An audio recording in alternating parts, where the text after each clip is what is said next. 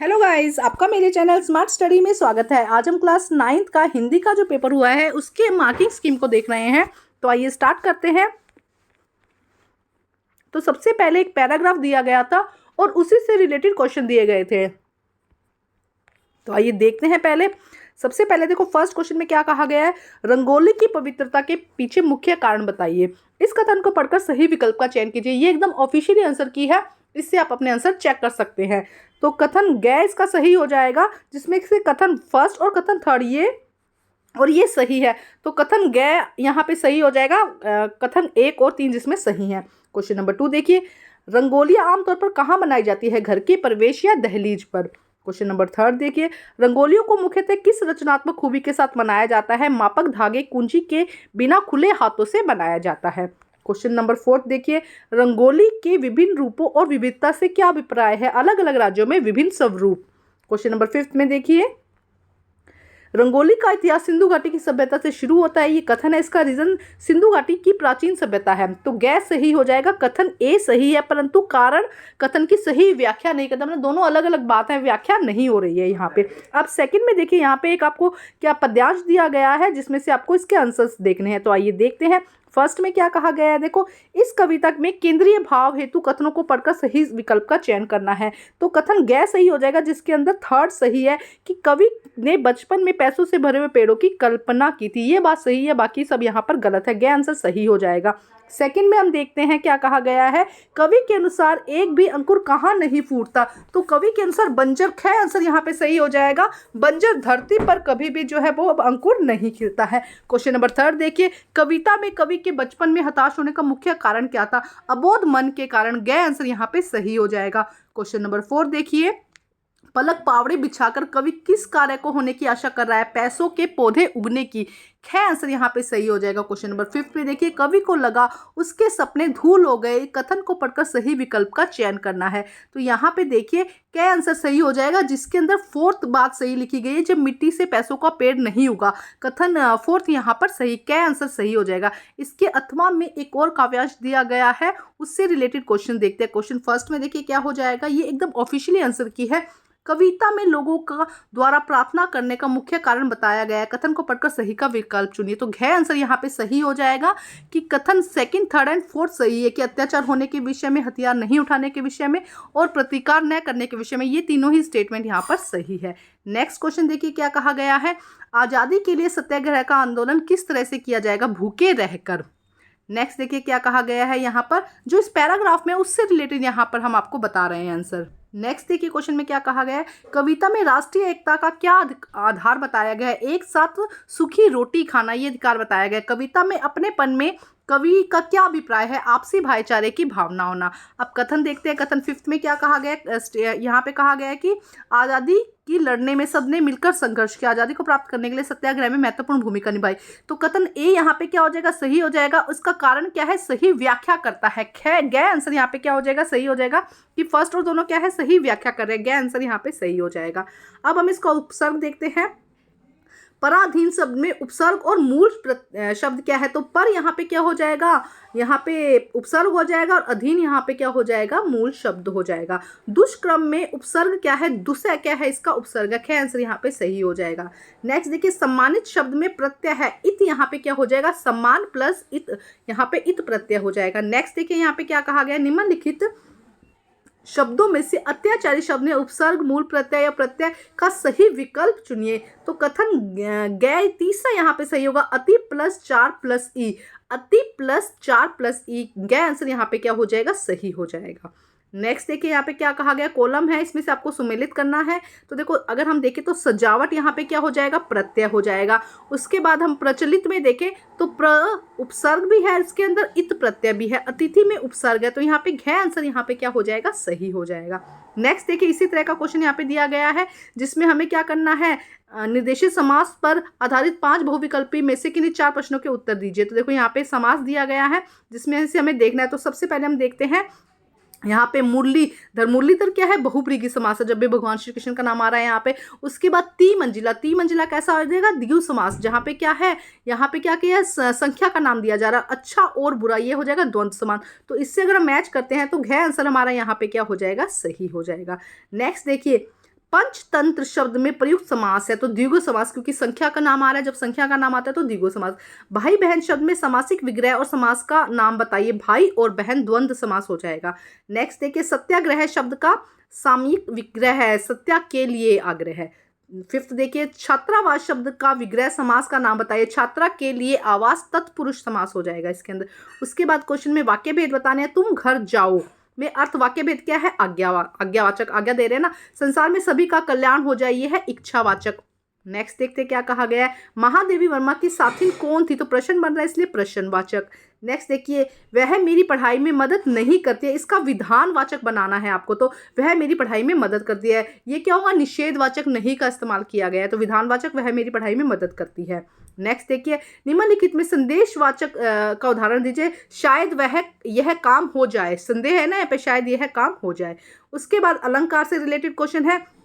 Kalini cool कुबंध की डारन कौन सा अलंकार है? इसके अंदर अनुप्रास अलंकार है। गया आंसर सही हो जाएगा। लिपटी जवे रवि की किरणें चांदी सी उजली उजली, तो इसमें उपमा अलंकार है। नेक्स्ट देखिए क्वेश्चन नंबर 3 में, निम्नलिखित में से पंक्तियों में उपमा अलंकार का उदाहरण रोमांचित सी लगती वसुधा, ये हो जाएगा इसका आंसर। नेक्स्ट देखते हैं, नेक्स्ट क्या क्या कहा गया है। नेक्स्ट में देखिए 4th में इसका आंसर हो जाएगा चरण कमल बदो हरियाई, प्रस्तुत अलंकार है, रूपक अलंकार है। वह एक धोती बार बार धोती है, यहाँ पे यमक अलंकार है। नेक्स्ट देखिए, यहाँ पे एक पैराग्राफ दिया गया है, आपकी पुस्तक से रिलेटेड है। इसमें क्वेश्चन देखिए, पंचतंत्र से आप क्या समझते हैं? नीति विषय कथाओं पर आधारित। क्या आंसर सही हो जाएगा? महादेवी वर्मा बचपन में चारपाई के नीचे क्यों छुप जाती थी? मौलवी के डर के कारण। क्या आंसर यहाँ पे सही हो जाएगा? पूजा पाठ के समय बचपन में लेखिका महादेवी वर्मा क्या किया करती थी? माँ के साथ बैठकर संस्कृत सुना करती थी। गै आंसर सही है। महादेवी वर्मा का मिशन स्कूल में नहीं लगने का मुख्य कारण क्या था? वातावरण का अलग होना। क्या आंसर सही है? क्वेश्चन नंबर नेक्स्ट देखिए, महादेवी वर्मा ने उपयुक्त गद्यांश में माँ की क्या विशेषता बताई है? उसकी गीता में विशेष रुचि थी। नेक्स्ट देखिए, क्वेश्चन यहाँ पे गद्य से लिया गया है। प्रेमचंद के फटे जूते पाठ में टीले शब्द से क्या अभिप्राय है? बड़ी बड़ी समस्याएं। लेखिका महादेवी वर्मा ने माताजी सवेरे समय किसके पद विशेष रूप में गाती थी? मीरा के पद के रूप में। नेक्स्ट देखिए, यहाँ पे भी ये पद्यांश दिया गया है, उससे रिलेटेड क्वेश्चन है। प्रस्तुत कविता में कवि को पृथ्वी कैसी लग रही थी? रोमांचित। खेतों में खड़ी फसल से कवि का क्या अभिप्राय था? फसल पककर तैयार हो गई है। कवि को तेल युक्त भीनी खुशबू किस फसल से आ रही थी? सरसों के फसल से। कविता में किकड़ियों से क्या अभिप्राय है कवि का? फसल पककर करधनी के समान बज रही है। नेक्स्ट देखिए, हरियाली धरती पर झांक कर प्रकृति की सुंदरता देखने का प्रयास कौन कर रहा है? चंपा की कली। नेक्स्ट देखिए, अब क्या है। कवि कैदी और कोकिला कविता में कोयल की अर्धरात्रि में चीखने का क्या कारण मानता है? दावाग नल की ज्वालाओं के कारण। नेक्स्ट देखिए, ग्राम श्री कविता में श्री कवि किस ऋतु का वर्णन कर रहे हैं? वसंत ऋतु का। अब इसके बाद आपके चैप्टर से रिलेटेड क्वेश्चन है, तो एक एक का आंसर हम फटाफट देखेंगे। लेखिका महादेवी वर्मा ने मेरे बचपन के गीत पाठ में छात्रावास के जिस बहुभाषी परिवेश की चर्चा की, आपके विद्यालय में बहुभाषी परिवेश के किस प्रकार मिलता जुलता है? विचार से स्पष्ट कीजिए। देखिए क्या होगा। महादेवी वर्मा के अनुसार छात्रावास में हिंदू ईसाई सभी धर्मों की लड़कियां पढ़ती थी। सबके लिए एक ही मेस में खाना बनता था। सबकी अलग अलग मातृभाषाएं होने के बावजूद भी हिंदी में पढ़ाई होती थी। सब एक ही प्रार्थना में शामिल होती थी। न झगड़ा न सांप्रदायिकता थी। अपने विषय में, स्कूल के वातावरण के विषय में आपको इसमें थोड़ा ऐड कर देना है। नेक्स्ट क्वेश्चन देखिए, किस घटना ने सालिम अली के जीवन को बदल दिया और उन्हें पक्षी प्रेमी बना दिया? सांवले सपनों की याद के आधार पर इसको बताइए। देखिए, सालिम अली के जीवन की एक घटना उनके जीवन की दशा बदल दी। बचपन में एक एयर गन से उनके नीले पंख रंग की गौरैया घायल होकर गिर पड़ी थी। उनकी देखरेख के कारण पक्षियों की रुचि उत्पन्न हो गई। इस घटना ने उनके पक्षी प्रेमी बना दिया, संपूर्ण पक्षियों को समर्पित कर दिया। नेक्स्ट प्रश्न देखते हैं। मेरे बचपन के दिन पाठ के आधार पर बताइए कि महादेवी वर्मा ने अपने जेब में से दो आने देश के लिए क्यों बचाती थी? अपने जेब खर्च के लिए उचित कारणों को लिखिए। इसका आंसर भी हम देखते हैं। आप मेरे एक और चैनल को, रियल व्यू चैनल है, उसको सब्सक्राइब कर दीजिए। उसमें साइंस की एक्टिविटीज़, हर एक क्लास की एक्टिविटीज़ और बहुत फन होने वाला एक व्लॉग चैनल है। आप मुझसे भी मिल सकते हैं और मुझसे क्वेश्चंस कर सकते हैं। वहाँ पे हम लाइव क्लासेस भी लेंगे, तो उस चैनल को आप प्लीज़ लाइक, सब्सक्राइब और शेयर कर दीजिए। तो आइए देखते हैं आंसर। देखिए आंसर, लेखिका महादेवी वर्मा ने सभी देश के दो आने इसलिए बचाती थी ताकि वे छोटी बच्चे से देश को आज़ादी के आंदोलन में भागीदारी कर सके और देश के निर्माण में अपना सहयोग कर सके। नेक्स्ट क्वेश्चन देखिए, दो बैलों की कथा के आधार पर पाठ में कांजी होस में बैलों की हाजिरी क्यों ली जाती थी? अपने विद्यालय के अकॉर्डिंग इसको थोड़ा ऐड करके आपको लिखना है। कांजी हाउस के बैलों की हाजिरी इसलिए ली जाती थी क्योंकि वहां वन जानवरों को कोई खाना नहीं दिया जाता था। दिन में एक आध बार उन्हें पानी पिला दिया जाता था, जिसके कारण उनकी मृत्यु न हो गई हो। बाड़े की दीवारें कच्ची थी, उनमें से कोई भी भाग न गया हो। विद्यार्थियों द्वारा हाजिरी लेने का प्रमुख विषय इसमें थोड़ा बहुत आप लिख सकते हैं। क्वेश्चन नंबर 12 देखिए आप क्या कहा गया है इसके अंदर। सखी ने गोपी से कृष्ण का कैसा रूप धारण करने का आग्रह किया, रसखान के सवैये के आधार पर अपने शब्दों में वर्णन कीजिए।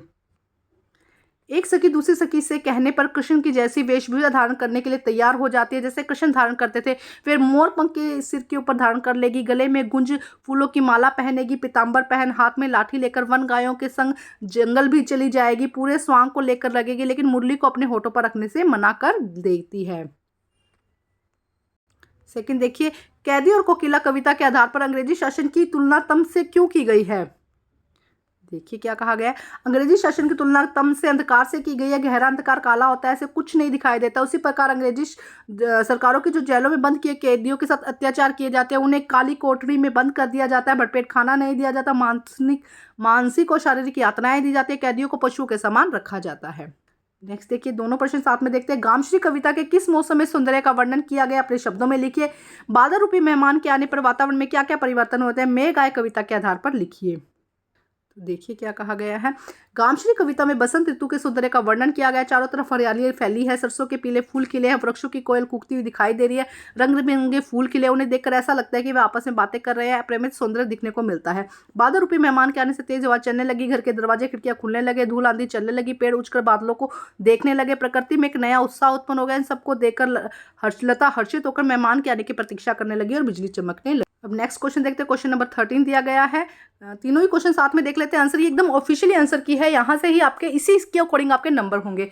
अच्छा साहब, बिजनेस की बातचीत हो जाए, बिजनेस ओह अच्छा बिजनेस, रीढ़ की हड्डी पाठ के आधार पर, रीढ़ की हड्डी पाठ के आधार पर वर्तमान समय में समुचित सचमुच विवाह व्यापार बिजनेस मानते से रोकने के लिए आप क्या कहेंगे।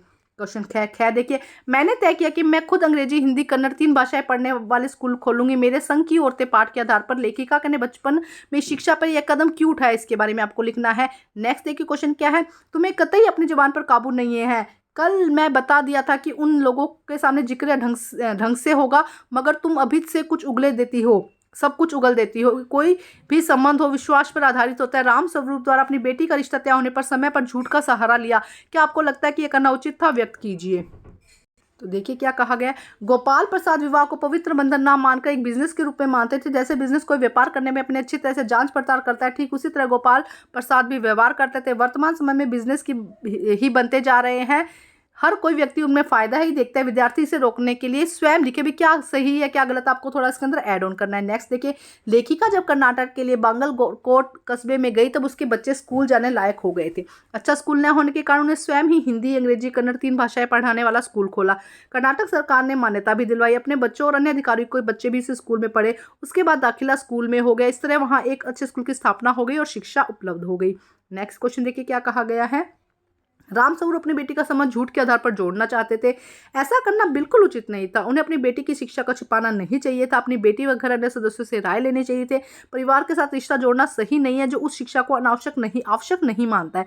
विपरापराध बेटी को उस शिक्षा का पता चला तब वह संबंध बिगड़ सकते थे। तो इसको थोड़ा सा ध्यान में रखते हुए अपने आप और इसके अंदर एड ऑन कर सकते हैं। उसके बाद देखिए यहाँ पे आपको निबंध लिखने दिया कहा गया है। पेड़ पौधे और हमारा जीवन, या आप लिख सकते हैं इसके अलावा प्लास्टिक की दुनिया, या आप इस पे लिख सकते हैं विद्यार्थी और इंटरनेट। इनमें से कोई भी आप यहाँ पर लिख सकते हैं। इसके बाद यहाँ पे आपको यहाँ पे दिया गया था कि आपको क्या लिखना है। यहाँ पर प्रतिदिन ट्रैफिक से रिलेटेड अवस्थाओं के बारे में लिखना है, पत्र लिखना है। यहाँ पे एक उसके बारे में एक और पत्र लिखना है।